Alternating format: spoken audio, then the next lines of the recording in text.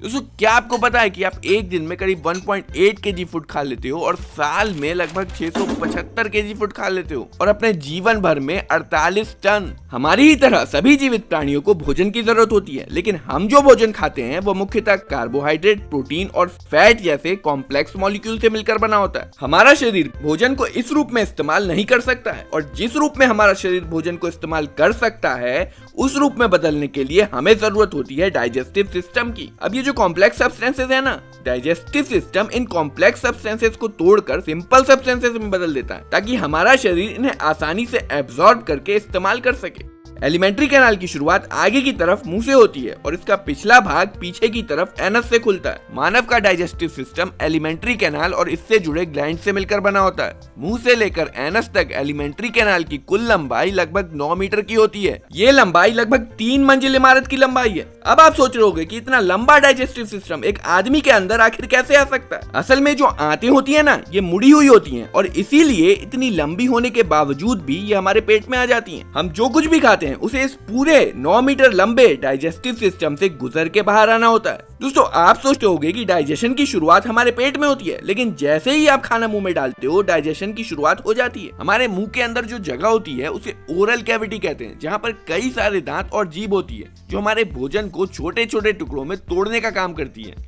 जब हम कुछ मनपसंद की चीज खाते हैं तो हमारे मुंह में पानी आ जाता है और हमारे भोजन के साथ मिल जाता है। असल में केवल पानी नहीं होता है, ये एक फ्लूइड है जिसे सलाइवा कहा जाता है। और ये सलाइवा कहाँ से आता है? सलाइवा सलाइवरी ग्लैंड द्वारा मुंह में छोड़ा जाता है। इस सलाइवा का एक और काम है, ये भोजन को चिकना बनाता है ताकि हम इसे आसानी से निगल सकें। दोस्तों क्या आप जानते हैं कि एक दिन में हमारे मुंह में करीब 1.5 लीटर सलाइवा बनता है? देखो सलाइवा में एक एंजाइम होता है जिसे सलाइवरी एमाइलेज कहते हैं और ये मुंह में ही कार्बोहाइड्रेट को तोड़कर पचाना भी शुरू कर देता है। अब ये जो चबाया हुआ सलाइवा मिक्स्ड फूड है इसे हम बोलस कहते हैं और बोलस कब तक कहेंगे? जब तक ये स्टमक में नहीं चला जाता। स्टमक में जाने के बाद और गैस्ट्रिक जूस के साथ मिक्स होने के बाद इसी को हम काइम कहेंगे। अब इस बोलस को हम जीभ द्वारा पाइप में धकेल देते हैं जिसे फूड पाइप या ईसोफेगस कहा जाता है। यही पाइप मुंह को स्टमक यानी पेट से जोड़ती है, पर ये कोई सिंपल पाइप नहीं है जिसमें खाना ऊपर से डालो और वो नीचे आ जाएगा। इस पाइप की बाहरी परत मसल्स से बनी होती है जो कॉन्ट्रैक्ट और एक्सपेंड हो सकती है। इस पाइप से फूड कॉन्ट्रैक्शन और एक्सपेंशन के जरिए ट्रेवल करता है जिसे पेरिस्टाल्टिक मूवमेंट कहते हैं और ये ईसोफेगस में ही नहीं बल्कि पूरे डाइजेशन के रास्ते में होता है।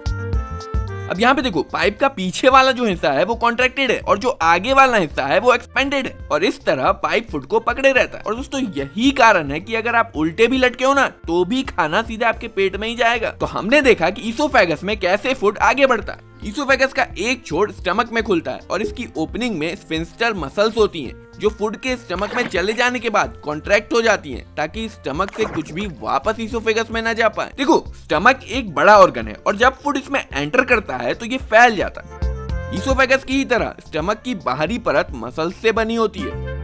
स्टमक की अंदरूनी दीवारों पर गैस्ट्रिक ग्लैंड्स मौजूद होती हैं जो हाइड्रोक्लोरिक एसिड के साथ साथ प्रोटीन को पचाने वाले एंजाइम पेप्सिन रिलीज करती है। इसके अलावा ये ग्लैंड्स म्यूकस को भी रिलीज करती हैं जिसका काम होता है स्टमक की दीवारों को एसिड के प्रभाव से बचाना। जब खाने की गंध हमारे नाक में जाती है या जब खाना स्टमक में जाता है तो स्टमक फैलता है तो ये एसिड रिलीज होना शुरू हो जाता है। तो दोस्तों क्या आपको पता है कि एक दिन में हमारे पेट में करीब 1 से 2 लीटर तक गैस्ट्रिक जूस बनता है? दोस्तों अक्सर आपने लोगों को शिकायत करते हुए सुना होगा कि उन्हें एसिडिटी है। क्या अब आपको समझ में आ रहा है कि एसिडिटी क्या होती है? स्टमक में हाइड्रोक्लोरिक एसिड एक एसिडिक मीडियम बनाता है जिसमें एंजाइम पेप्सिन आसानी से अपना काम कर पाता है। अब ये गैस्ट्रिक जूस और स्टमक का मूवमेंट मिलकर खाने को अच्छे से मिक्स कर देते हैं और कुछ हद तक पचा भी देते हैं और इस पार्शियली डाइजेस्टेड फूड मास को काइम कहा जाता है। अब देखो जैसे स्टमक की एंट्री पर स्फिंक्टर मसल्स के कारण स्टमक से कुछ वापस नहीं जा सकता है, वैसे ही स्टमक के एग्जिट पे भी एक स्फिंक्टर मसल्स होती है जिसे पाइलोरिक स्फिंक्टर कहते हैं और इसके खुलने पर स्टमक में से फूड थोड़ा थोड़ा करके स्मॉल इंटेस्टाइन में जाने लगता है। स्मॉल इंटेस्टाइन एलिमेंट्री कैनाल का सबसे लंबा पार्ट है। स्मॉल इंटेस्टाइन को स्मॉल इसके लंबाई की वजह से नहीं बल्कि इसके पतले होने की वजह से कहा जाता है और स्मॉल इंटेस्टाइन की लंबाई अलग अलग जानवरों में अलग अलग होती है। फॉर एग्जाम्पल घास खाने वाले जानवरों में स्मॉल इंटेस्टाइन काफी लंबी होती है क्योंकि घास को पचाना मुश्किल है। वहीं मांस खाने वाले जानवरों में इसकी लंबाई कम होती है क्योंकि मांस को पचाना आसान होता है। स्मॉल इंटेस्टाइन ही वो जगह है जहाँ पर फैट, कार्बोहाइड्रेट और प्रोटीन्स पूरी तरह से डाइजेस्ट होते हैं। स्मॉल इंटेस्टाइन के अंत तक पहुंचते पहुंचते खाना पूरी तरह से डाइजेस्ट हो जाता है।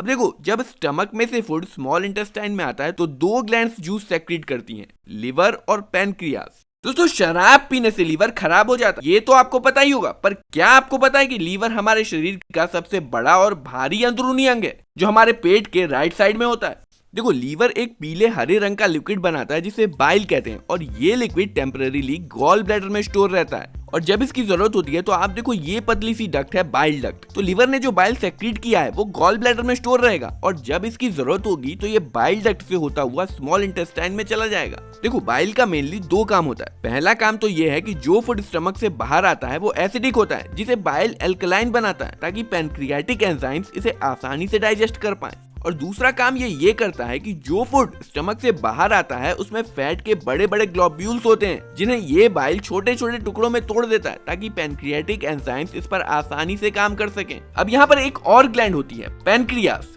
ये ग्लैंड स्टमक के पीछे होती है। पैनक्रियास पैनक्रियाटिक जूस सेक्रेट करती है, जिसमें प्रोटीन को डाइजेस्ट करने के लिए ट्रिप्सिन और फैट को डाइजेस्ट करने के लिए लिपेज एंजाइम होते हैं।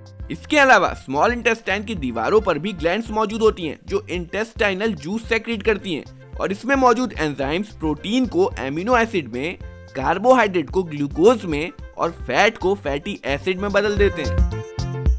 ये स्मॉल इंटेस्टाइन के निचले हिस्सों जेजुनम और इलियम में होता है, और इलियम लार्ज इंटेस्टाइन से जुड़ी होती है। ये पचा हुआ फूड इंटेस्टाइन की दीवारों से एब्जॉर्ब कर लिया जाता है। स्मॉल इंटेस्टाइन का जो अंदर का सरफेस होता है उसमें कई सारे फोल्ड्स बने होते हैं, और इसमें बहुत सारे उंगलियों जैसे प्रोजेक्शन होते हैं जिन्हें विली कहते हैं, और इनका क्या काम होता है, ये एब्जॉर्प्शन का सरफेस एरिया बढ़ा देते हैं। प्रत्येक विली में ब्लड वेसल्स बने होते हैं जो फूड को एब्जॉर्ब करके बॉडी के एक एक सेल तक पहुंचा देते हैं, जहां पर इसका इस्तेमाल एनर्जी के लिए, नए टिश्यू बनाने के लिए और पुराने टिश्यू को रिपेयर करने के लिए किया जाता है।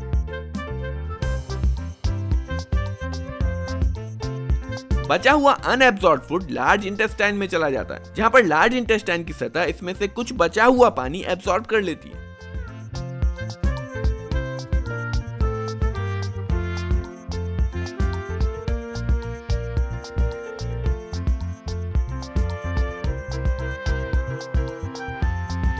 और फाइनली बचा हुआ मटेरियल एनस के माध्यम से बाहर निकल जाता है।